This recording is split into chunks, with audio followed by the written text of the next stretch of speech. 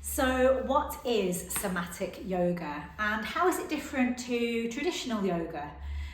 You might have seen somatic yoga advertised in various places and be wondering, how is that different and how might it suit me and my yoga practice? Well, I think that there are 3 key things that a somatic yoga practice will offer you. Let me explain. So, number 1, somatic yoga is a remembering. If you think about the word remember, it literally means to put yourself back together, to remember your body. The word soma comes from the Greek meaning body, and it really is a call to remember that we are not just a mind, a floating head, as society would have us believe. We do in fact contain a body mind. And that body mind is full of wisdom. We just need to take the time to listen to it and to honour its rhythms. We are connected to the rhythms of the universe. The tide ebbs and flows. We in ourselves are awake and then we sleep, we breathe in and we breathe out, we're active and we rest. But modern society is really pushing the agenda of working and productivity. Somatics helps us to remember to slow down. Number 2, so on a practical level, what can you expect from a somatic yoga class? Well, you can expect an invitation. An invitation to listen to the movement and the rhythm that is right for your body that day. So for example, in a traditional yoga class, the teacher will lead you through a sequence of asana and you'll usually be expected to follow along with that.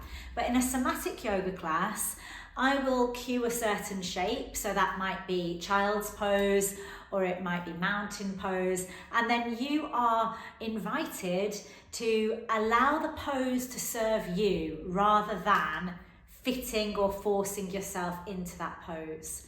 So I might invite you to start here, just connecting your hands to your elbows, and then listen to what the body is telling you. You might want to rock from side to side, you might want to spiral the arms around, you might want to reach up, come low. So it's an invitation to allow the movement to flow from within, rather than being told what to do. And finally, and perhaps most profoundly, number 3, somatic yoga is a deeper connection to your body, yourself, your intuition, your life force, however far you want to take that. Not only do you start listening and connecting more deeply with what your body needs each practice, you start to practice things like centering and grounding and noticing what the body is telling you and where it wants to lead you.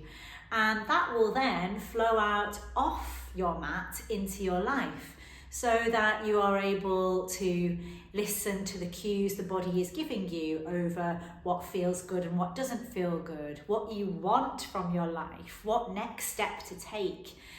So it is a deepening into connection with the most authentic you. It's an unlocking, a releasing. Sometimes that is challenging. Some people who've come to my somatic practices have commented on how at first they find it really hard to let themselves go, to close their eyes and allow themselves to move freely, or to make a sound with the exhale.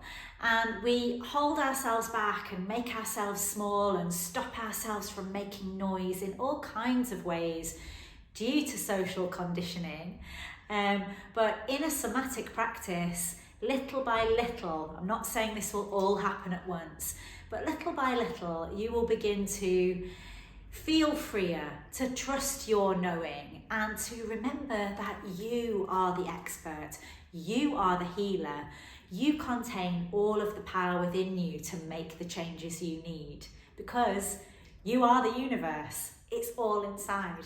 I can't wait to welcome you for a somatic yoga practice, either on Instagram, on YouTube, or in person at a Soul Tribe class, because there really is alchemy in this, and I'm looking forward to sharing that magic with you.